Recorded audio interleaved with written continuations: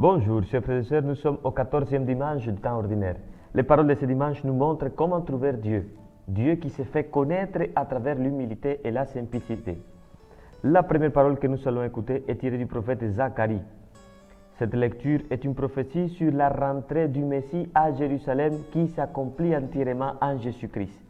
Dira cette parole: exultez de toutes tes forces, filles de Sion, pousse des cris de joie, filles de Jérusalem. Voici ton roi qui vient à toi. Il est juste et victorieux, pauvre et monté sur un âne. L'expression fille de Sion ne désigne pas une personne concrète, mais plutôt la ville de Jérusalem. Cette belle parole nous invite à proclamer un message d'espérance justement quand nous croyons que tout est perdu. Le prophète nous rappelle également que Dieu vient à nous et il vient en toute humilité, justice, paix et vérité. Le Seigneur, dans sa générosité, se présente à nous humblement pour que nous puissions sortir des guerres que nous avons à l'intérieur de nous, pour que nous puissions pardonner, pour que nous puissions expérimenter la paix qui nous vient de lui. La deuxième parole que nous allons écouter est tirée de Saint Paul apôtre aux Romains. Cette parole est l'un des plus beaux textes, plus profonds et plus explicites de cette lettre aux Romains. Cette parole nous invite à vivre selon l'esprit et non selon la chair. Pour Saint Paul, vivre selon la chair signifie vivre dans l'égoïsme, vivre sans Dieu ou encore vivre selon nos forces.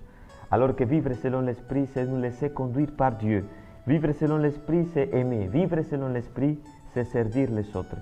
Saint Paul nous donne une très grande nouvelle à travers cette parole. Il dira: frères, vous n'êtes plus sous l'emprise de la chair, mais sous celle de l'esprit, puisque l'Esprit de Dieu habite en vous. Celui qui n'a pas l'Esprit du Christ ne lui appartient pas. Mais si l'Esprit de celui qui a ressuscité Jésus d'entre les morts habite en vous, celui qui a ressuscité Jésus, le Christ, d'entre les morts, donnera aussi la vie à vos corps mortels par son Esprit qui habite en vous. Pour Saint Paul, il est nécessaire d'être docile à l'Esprit du Christ et nous laisser conduire par lui afin que nous puissions expérimenter la résurrection, la vie nouvelle, la vie qui nous vient véritablement de Dieu. L'évangile que le Seigneur nous accorde ce dimanche est extraordinaire. Sûrement que nous l'avons déjà écouté, mais le Seigneur nous le donne une fois de plus parce que nous avons besoin de lui.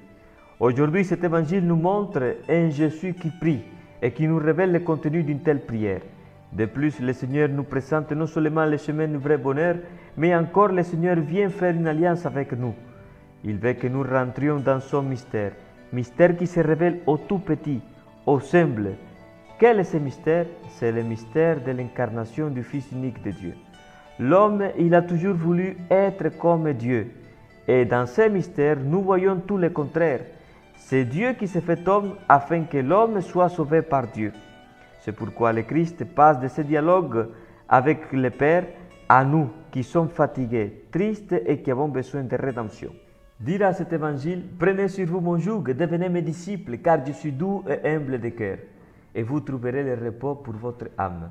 Dans l'Antiquité, le joug était une pièce de bois très solide qui attachait des animaux pour labourer les champs, de telle sorte que les animaux puissent tirer ensemble et marcher tout droit.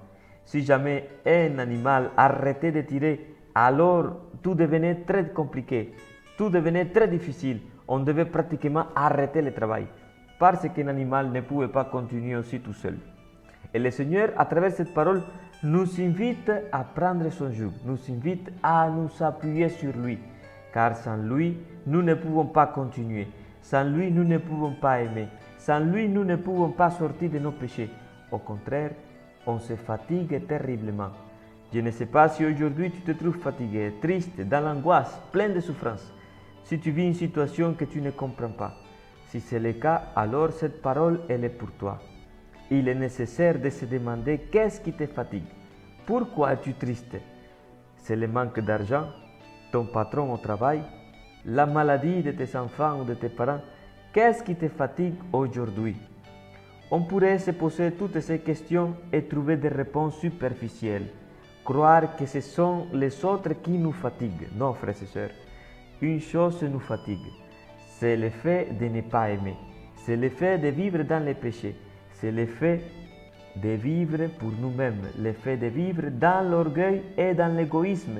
C'est ce qui nous fatigue et c'est ce qui nous rend tristes. C'est pourquoi le Seigneur nous invite à les suivre, à expérimenter la libération, à marcher selon le joug de son amour. Seulement le Seigneur peut nous donner le repos.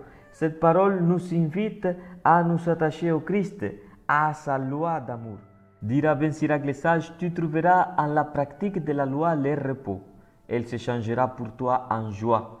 Jésus nous propose de poser ces fardeaux trop lourds afin que nous puissions trouver le repos. Comment trouver ce repos? Le secret de cette parole se trouve dans la loi de l'amour. Seulement à travers l'amour envers Dieu, seulement à travers l'amour envers notre prochain, nous trouverons le repos. Seulement Dieu peut nous donner le vrai repos. Et aujourd'hui, le Christ nous dit qu'il peut nous le procurer. Le Seigneur nous plonge dans l'amour véritable, dans la paix qui nous vient de lui. Beaucoup de fois, nous croyons que nous devons accomplir des lois très difficiles. Mais non, chers frères et sœurs, vivre dans le christianisme, c'est un repos. Parce que vivre la foi chrétienne, c'est principalement aimer. Et aimer, c'est un don qui nous donne la joie et la paix.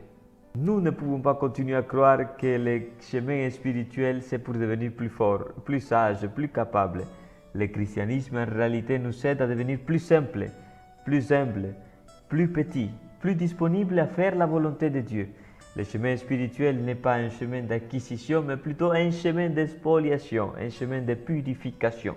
C'est pourquoi l'autre invitation que nous adresse cette parole est de nous connaître, de voir que nous sommes faibles, de voir que nous sommes pauvres et que nous avons besoin de l'Esprit de Dieu qui donne vie à nos corps mortels. Prenez sur vous mon joug, devenez mes disciples, car je suis doux et humble de cœur, et vous trouverez le repos pour votre âme. Oui, mon joug est facile et mon fardeau léger. Courage, frères et sœurs, aujourd'hui le Seigneur nous fait encore une déclaration d'amour pour que nous puissions avoir la vie, pour que nous soyons ses disciples. Le Seigneur nous a élus pour que nous prenions part à cet amour qu'il a manifesté en son Fils Jésus-Christ. Courage, frères et sœurs, je vous invite à avoir un saint dimanche de la résurrection de notre Seigneur Jésus-Christ et que la bénédiction de Dieu Tout-Puissant, le Père, le Fils et le Saint-Esprit descendent sur vous et y demeure pour toujours. Amen.